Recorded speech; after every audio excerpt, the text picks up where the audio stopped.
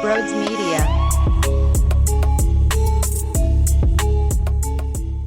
Oh, I had a feeling the Sixers were still going to win, even without Joel Embiid. Let's just roll the clip. Let's start off the show by replaying what I stated at 2 o'clock when the best show ever started prior to Game 1. Here we go. Something happened last night with the Boston team that gives me a little hope, even with the Embiid news still up in the air. The Boston Bruins, you just don't know what's going to happen in sports, and whether it's right or wrong, there's something that tells me, look, let's say he misses a game in Boston. Who's to say it can't be a Harden game? What a beautiful win for your Sixers. James Harden, 45 points. But they gave up Andre Drummond, Broads. But they gave up Seth Curry, Broads. What are the Sixers going to do without their role players? I don't know, maybe get a star. If I'm just spitballing here, maybe get someone who can dominate. Maybe get a superstar. Maybe get one of the best players to ever live. Someone who can hold the fort down when you don't have Embiid on the road in a crucial series. Now, I'm not taking this win for granted. If I'm the Sixers and I can get Embiid out there on Wednesday for Game 2, I'm not playing around. I don't look at this like a leisure thing, and now we just bought more time. Now, I don't know how bad the knee is. I feel it's definitely not good. The fact that he missed Game 1 surprised me. So, I do trust that they would do it with the best thought in mind. But if he can go, we can't be playing this 1 foot in, 1 foot out game because they already got a win in Boston. I want to attack this team and keep going. They are a very beatable bunch. Rich Hoffman said this to me today, and my eyes lit up when he laid it out perfectly. Not that he was breaking any news, but when you watched Atlanta battle, and you watched them go to war with Boston to force them to 6 games, and let's be honest, it was somewhat of a coin flip towards the back stretch of Game 6. The Sixers have way better talent to work with than the Atlanta Hawks. If that's what the Hawks could do, the Sixers have every opportunity. I can't believe when the Celtics shot 74% from the floor, it's a 3-point basketball game at half. Melton and Harden kept you involved. You watch Boston with the drop coverage. I think it's hysterical because you have the switch after the drop coverage with Al Horford on James Harden at the end of the game, and it's money, baby! It's money! It's vintage primetime James Harden. That was unbelievable. And look, I knew that Melton could play ball. I didn't know that I could count on him to make those level of shots, to score that dangerously. And this is dating back to what we saw at the end of that Brooklyn Nets series, too. So he did it against Brooklyn, and now he's doing it in a tough environment in the TD Garden against one of our most hated, biggest rivals. But the Sixers did what they needed to. They stayed in the game. They were in closing distance throughout the entire time. Even when it felt like Boston had enough and the separation was getting bigger, the crowd started to get into it. Doc Rivers maybe had to call a timeout. Let's go right to when Al Horford got the big offensive rebound. The Celtics on one possession got 2 huge boards, and it just feels like it's snagging it right from you.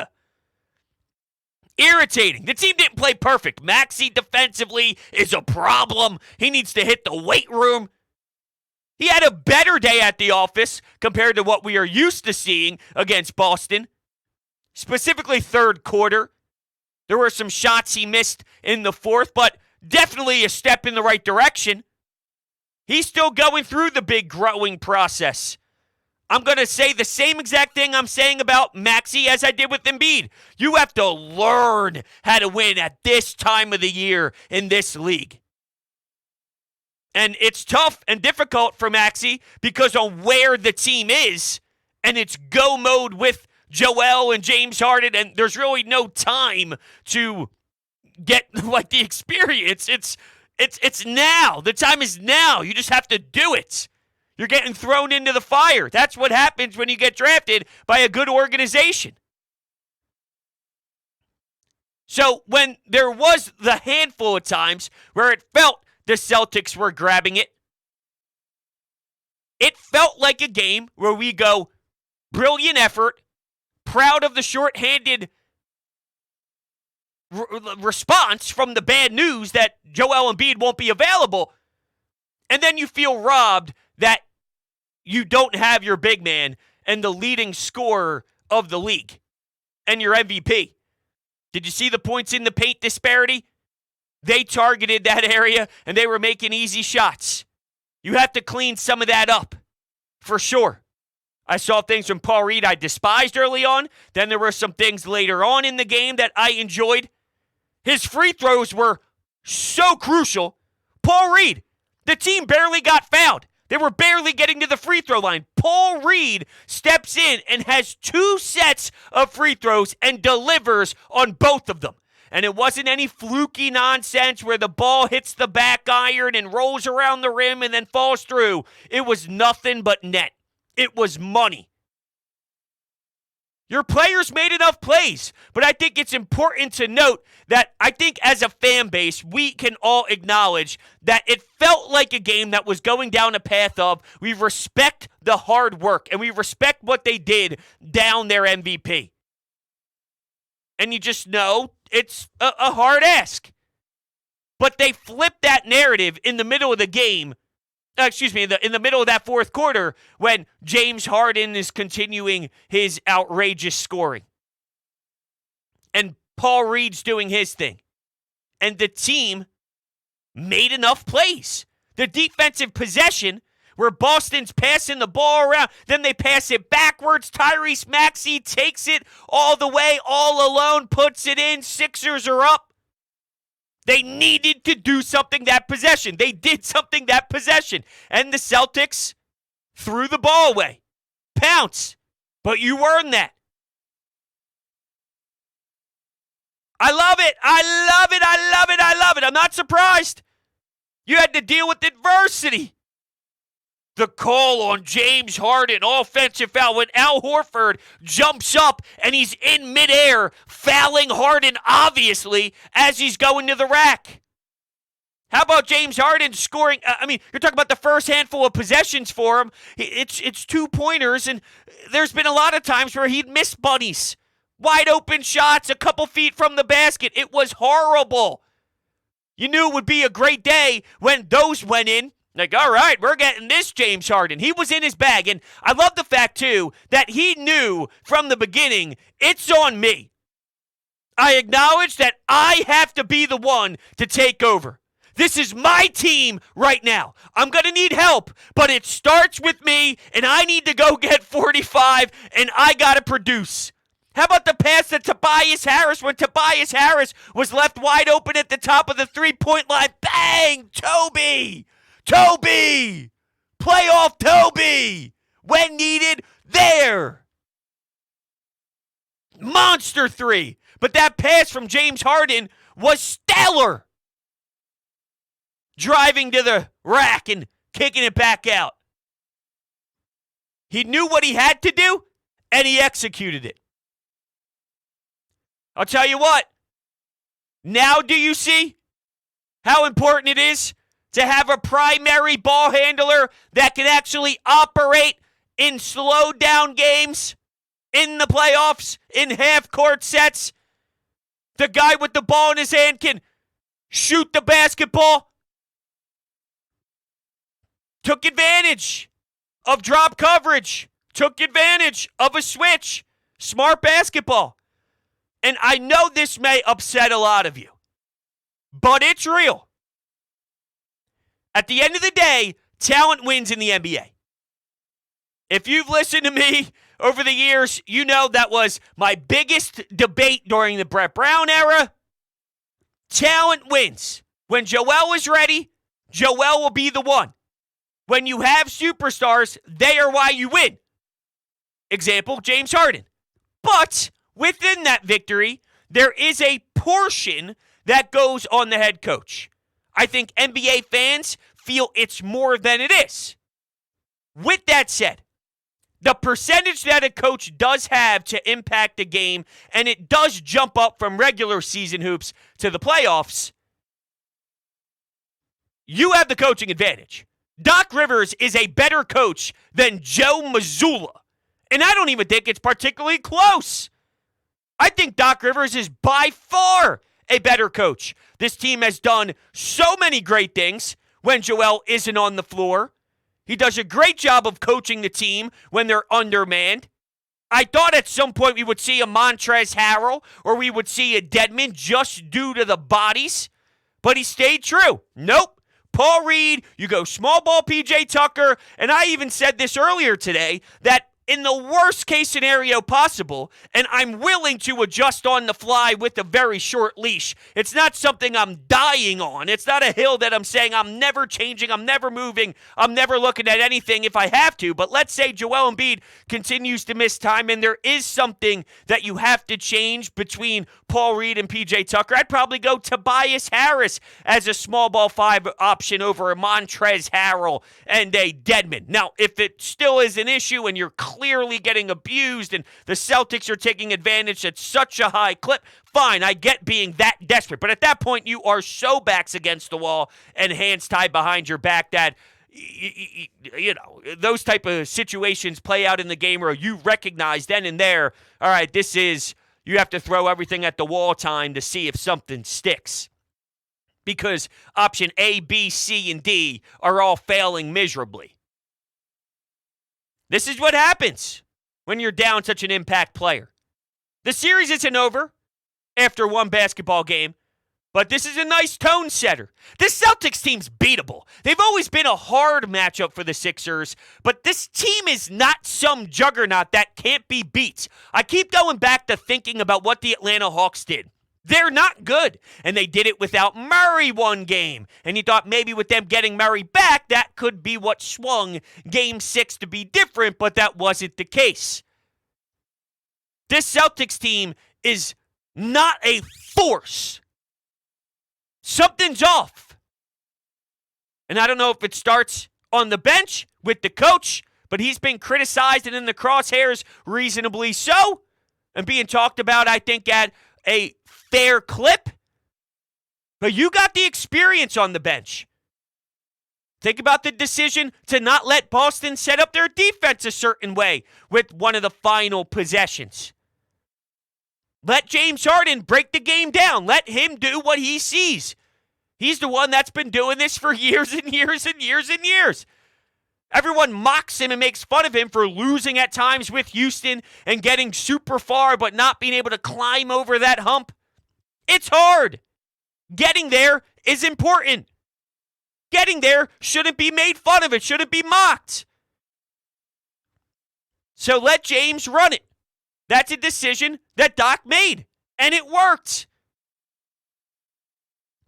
All around the board, I'm watching 45 points, an explosion, and a big 3 to silence a Boston crowd that is clearly in their feels from what happened with the Florida Panthers and the Boston Bruins. Sucks, doesn't it? They kept their head down in every possession. They battled their ass off. You got to give him a ton of credit. Maxey has been criticized because in this matchup, he's been bad. He's been exposed. Now, we can't lie. As much as we love the kid, there is an issue on the defensive side.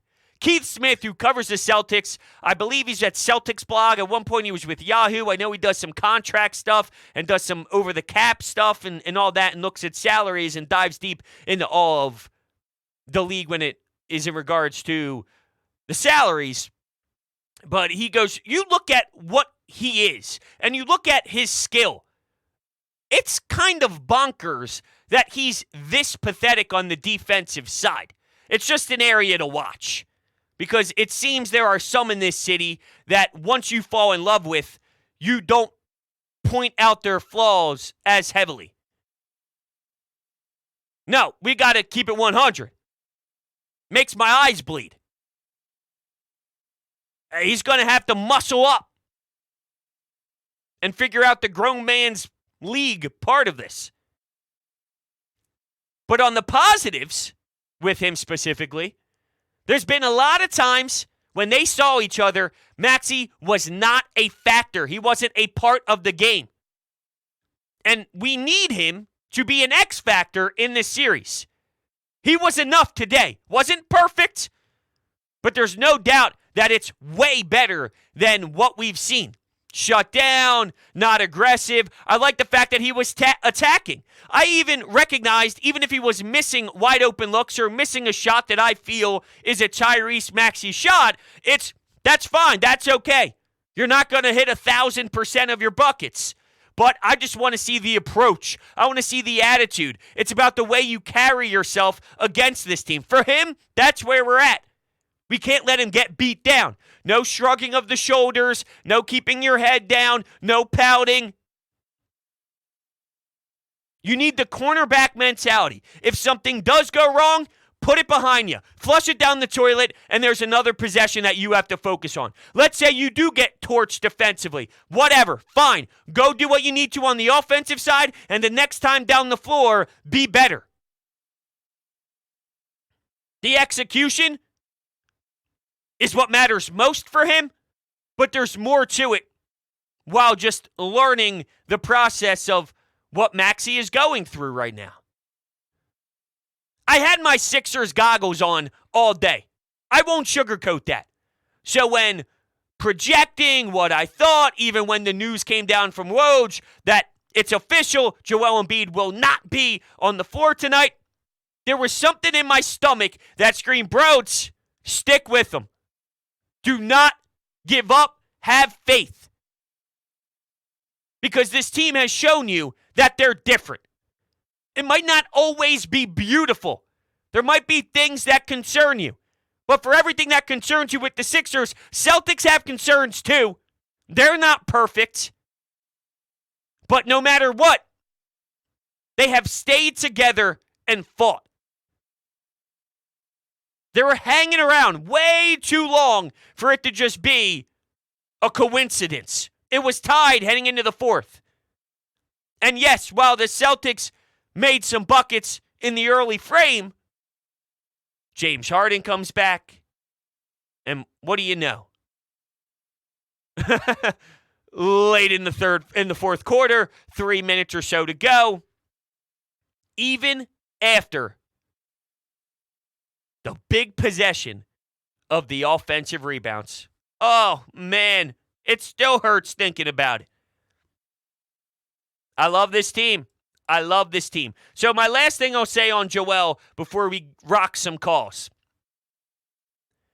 I want to reiterate my view on how the Sixers should handle him. If he can play game 2, he should play game 2. I don't think you should look at it as we're satisfied because we got one at least. And let's say we give them game 2, we're going back to Philadelphia with home court. You don't have the luxury to take anything for granted. I don't look at it as you did your job. I'll feel that way if they lose game 2. That's fair. I won't rip anybody for thinking, all right, you did what you're set out to do. Over 7 when you are a team that goes on the road first. That's sports 101 in a 7-game series. But prior to knowing the outcome, I need to make it as hard as humanly possible. Because what if you play Joel? Because in that scenario, hypothetically, you're saying you lose. 1-1, and then we'll go from there. Now we play the other side. Joel Embiid can go out there and play, and you can go up 2-0, going back to Philadelphia with Joel Embiid back. That's an option too, you know. Now, they have way more information. And it does seem harsh. It doesn't seem like a little hiccup here. It seems like a serious LCL situation. Grade 2. I thought maybe they were playing it up at one point, so Boston wouldn't know if he was going to be there or not to play the smokescreen game. But at the same time, hearing Doc talk about it the way that he did at some of his press conferences, it was a tough read. And he's even saying now he hasn't even ran yet.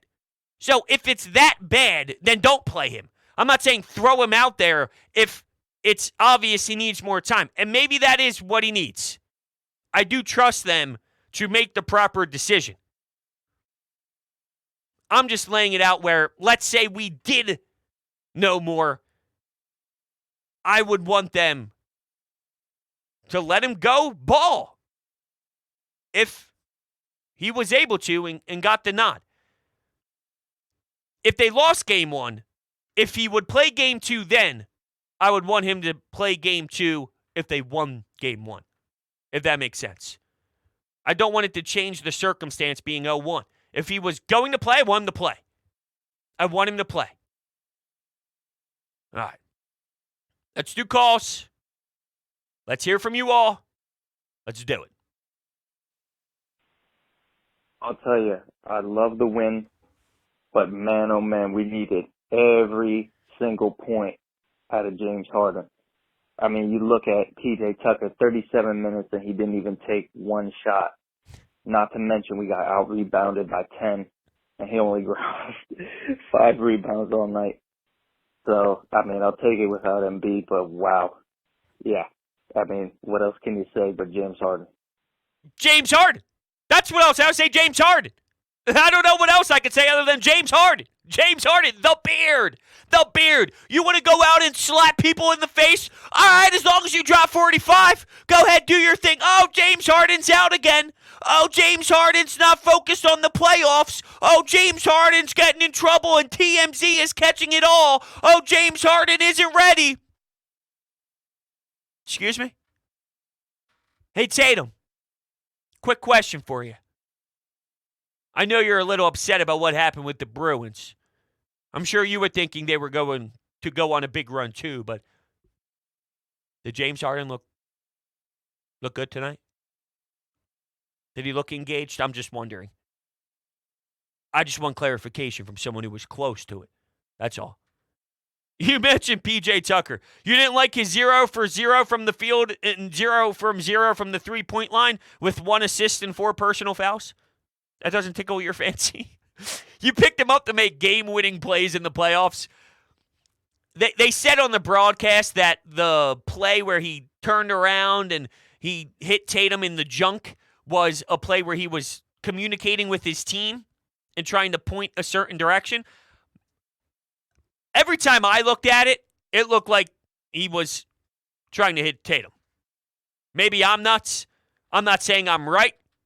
But from the amount of times I watched it, and I did watch it a handful of different times because I wasn't seeing what everybody else was seeing, it looked like he tried to hit him. And when they were going to the replay on the broadcast, I'm like, well, that's no bueno. That's not why PJ Tucker is here. That's the complete opposite. If you give Boston an extra possession and you put your team down in a tough spot for stupidity, maybe I missed something. I don't know. I'm just being honest with you. But I also thought it was funny to see George Niang snuck in there for 13 minutes. He did make 1 3. What was his plus minus in those 13? He was plus 2. That's just somebody I'm watching because, in theory, tough matchup for George Niang. I don't think what Boston provides, just from length and from speed and from quickness and just what they have on their roster, it's not the best matchup for George Niang. But in his 13 minutes, it could go a lot worse. Jalen McDaniels was a little bit rougher. He was -8 in 11 minutes. Not that that tells every single side of the story, but I just know that George Niang, when trying to project what the rotation would be, you know what your starting 5 is with Paul Reed slotted in the starting rotation. DeAnthony Melton, Jalen McDaniels, and where? Where do you go from there? Could it have been a Daniel House? Could it have been a Shake Milton? I think you had some options there. So just something to keep on your radar. Because for me and George Niang, it's a super quick hook. Not that I was against giving it a go and seeing what happens, but you need to be really, really, really quick on the decision-making. Can't keep him in too long if it's one of those nights, because it's quite possible that one of these games will be one of those nights that it's not going to be effective. Wow, man, James Harden, this is the best game that he's ever had as a Sixer, both in terms of how he played and the circumstances around it. This was looking like one of those games where we're like, oh man, they played well, they hung in there, but at the end of the day, they couldn't pull it out. But they actually pulled it out in TD Garden, the second night in a row where a Boston team got upset and got embarrassed in TD Garden. Wow, man. We did our job. We took one of the games on the road. That's why that's your main objective as a road team. But why not? Let's try to get game 2 as well. All right, so you hit us with the cliche there, which, okay, to be expected. I feel the same way as you, though. There were a lot of times in the past where you can credit the way that they stay in a game. And you know they're overmatched, but it's a 3-point game in the fourth quarter. Maybe you take the lead, but then the other team counters back, and then they just hit you with a big storm that you can't stop. You stopped previous storms, but the one at the end was just a monsoon, and it was heavy rain, heavy thunderstorm. The Boston TD Garden, it erupts, and you just can't do anything about it. You don't have the answers because you're undermanned. You give them a golf clap. You recognize that there's not many moral victories in a 7-game playoff series, but if there ever is to be one, it's when Joel Embiid is injured. You fight tooth and nail, and you leave everything out there, and you see what happens. Maybe you go, hey, we were this close. We were so close. We can do this. Maybe that would be the moral victory side. But for them to actually climb the mountain and jump the hurdle, and it be more than just happy with effort. It's happy with the 1-0 series lead. The Sixers have a lot of talent. The Sixers have a good head coach. The Sixers are locked in. I think they're inspired because people counted them out. Because a lot of the NBA world chalked up this series to automatically going to Boston. It very well may still go to Boston if Joel Embiid can't play. I'm not telling you because of one game it's over. It's not. I'm in my feels right now because that was unreal. But with this team, they all heard the noise. So they did something about it. And that's how you know what the makeup is. That's how you know it's strong inside that locker room. And I'm so proud. So proud. Tobias, 42 minutes of play. 8 of 16 for 18 points. Played 42 minutes. You could criticize possessions. I want to note how much he was out there on the floor. Defensively, the team was getting picked apart. They were. Points in the paint happening too easily. Yet they respond. I mean, kind of lost for words, but not happy. I'm just all over the place. I'm all over the place. All right. Here we go. Another call. Same old bums. Same old leaderless fucking scrub wannabe MVP player that we have on his team. I can't wait to get bounced in this round in 4 or 5 and we deal his selfish, ungrateful ass. What a loser. How many times can you get hurt in the playoffs and just not show up? It's pathetic. I'm not even going to watch tonight's game. It's a disgrace. Oh, that was before the game happened? I'll just shut it off there then. You have issues. Fair to say? I always want to respect the people that feel it's a good time to call into the show. Except when you sound like that. God bless your soul. Do I really want to end it on something so stupid? No. So does that mean I should play something else so we can end on a high note? Maybe we will. I apologize. I'm not going to let that person back on very often. He's been making it lately, and I just pick randomly, so it is what it is. There's really nothing else to it other than all the voicemails go into a folder and I click on one. But I can't allow that person to constantly call in and get airtime when he just spews nonsense. Joel Embiid getting injured is not Joel Embiid's fault. He's playing the game at a very high level, and the Brooklyn Nets targeted him and said, we are going to put all of our bodies on you, and we will make it hell. And at that time, over a 4-game window, it weared on him. And it tore his body up.